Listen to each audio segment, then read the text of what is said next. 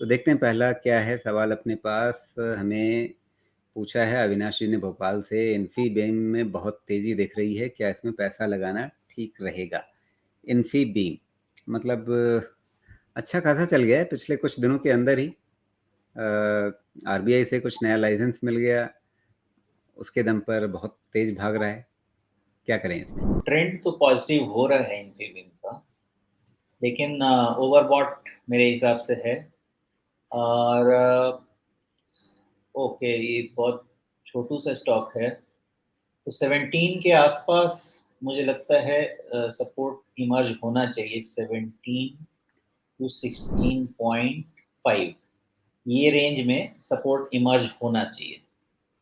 और फिर मुझे लगता है कि जब तक ये 15.5 के नीचे क्लोज नहीं होगा, इसका ट्रेंड रिवर्सल नहीं होगा। तो अब आपने कैसा ट्रेड करना है वो आपने देखना है। दो तरीके के ट्रेड बनेंगे। एक तो आपका जो इसका जो स्ट्रक्चर बेस्ड जो ट्रेड है, तो जो भी आप इसका बाय डिप्स करेंगे 17 टू 16 इसका बाइंग रेंज बनता है, जहां से भी आप खरीदना चाहें। और जो वेरी शॉर्ट टर्म ट्रेडर्स हैं उनके लिए 15.5 के नीचे स्टॉप लॉस हो जाना चाहिए ऑन क्लोजिंग बेसिस। लेकिन अगर कोई आप लॉन्ग टर्म पोजिशनल ट्रेड के हिसाब से लेना चाहते हैं तो 14 के नीचे का ही आपका क्लोजिंग बेसिस का स्टॉप आपको रखना चाहिए। बाकी अगर ये न्यूज़ बेस्ड है तो आपको स्टॉप लॉस के साथ ही ट्रेड करना चाहिए। बाकी फंडामेंटली इस कंपनी को मैं कोई ट्रैक नहीं करता। जी। बीच में फिनटेक को लेकर के बड़ा हल्ला मचा बाजार में, और मतलब न्यू एज टेक वगैरह में तो बहुत हल्ला रहा ही। तो ये भी तो उसी जाति का शेयर है, उसी प्रजाति का शेयर है। इसको लेकर के मतलब क्या ये समय से पहले आ गया था बाजार में कि इसको लेकर के बहुत हल्ला नहीं मचा, या बहुत उत्साह उस तरह का नहीं, एक्जुबरेंस जो हम कहते हैं वो नज़र नहीं आया? दूसरी चीज़, अभी टेक्निकली अगर देखें तो क्या एक बहुत बढ़िया बेस बनाता हुआ ये नज़र आया है पिछले कुछ महीनों के अंदर? मैंने एक ट्रेंड लाइन खींचने की कोशिश की है, आप कितना तवज्जो देंगे इस ट्रेंड लाइन को? ठीक है, ट्रेंड लाइन कोई दिक्कत नहीं है और ट्रेंड लाइन ठीक है। लेकिन कभी-कभी होगा ये कि इस ट्रेंड लाइन को आपको एक वार्निंग सिग्नल लेना चाहिए। बाकी स्टॉप लॉस तो बेस के नीचे ही रखे तो फिर वो थोड़ा व्हिपसा वगैरह वाला चक्कर नहीं हुआ, बिकॉज़ लंबे समय का कंसोलिडेशन है, तो वो बेस, फ़ायदा। बेस क्या रहेगा इसमें? 14 रुपीज़, बिकॉज़ बेस वो, यानी?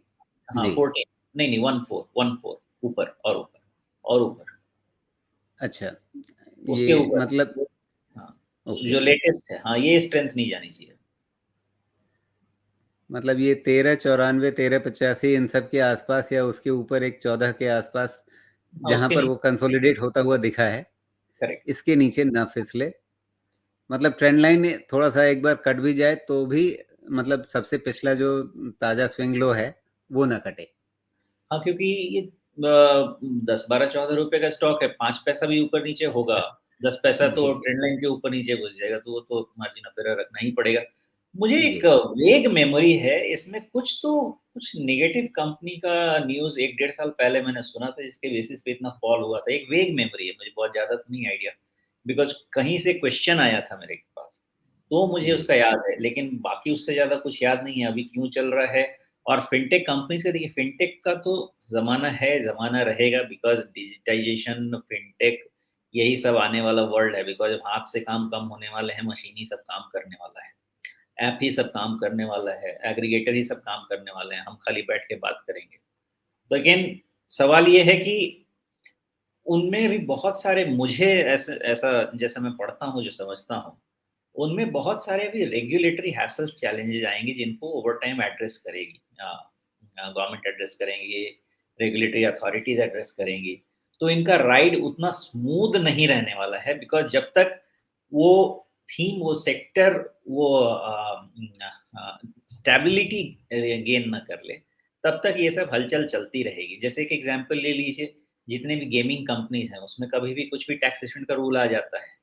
मैं इसमें टैक्सेशन की बात नहीं कर रहा हूँ, मैं एक जस्ट एग्ज़ाम्पल दे रहा हूँ। जी। तो जब तक कोई नई चीज़ का एक क्रिप्टो है, तो जब तक कई नई चीज़ है, उसका जब तक एक रूल एंड रेगुलेशन फाइनलाइज़ नहीं हो जाए, तब तक इसमें ये सब वॉलेटिलिटी आती रहेगी, और ट्रेडिंग ही बेहतर है, बाकी वैल्यूएशन वगैरह तो मैं इसके नहीं समझता।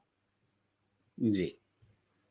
तो फिलहाल अभी फंडामेंटल कोई इस पर नज़रिया नहीं बन रहा है। एक मतलब वैसे देखें तो लगभग 4800 करोड़ रुपए के आसपास मार्केट कैप की कंपनी ये है, और वैल्यूएशन देखें तो प्राइस टू बुक के हिसाब से कोई बहुत भागा हुआ शेयर भी नहीं लग रहा है, क्योंकि रिसेंटली ये तेजी में नहीं बल्कि मंदी में रहा है, और एक तरह से कहा जाए कि नीचे अपने लोअर लेवल्स पे कहीं कंसोलिडेट करता हुआ एक बेस बनाने की कोशिश करता हुआ ही ज़्यादा ये नज़र आया है।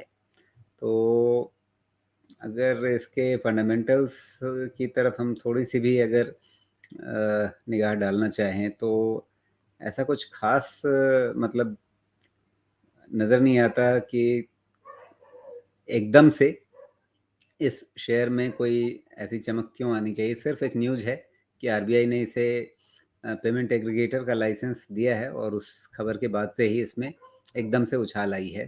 तो न्यूज़ बेस्ड ये उछाल है, कितना इस पर भरोसा रखना है। अब चूंकि आरबीआई ने लाइसेंस दे दिया है तो ऐसा तो नहीं होगा कि ये लाइसेंस रिवर्स होने वाली चीज़ होगी, जो स्पेकुलेटिव न्यूज़ में होता है।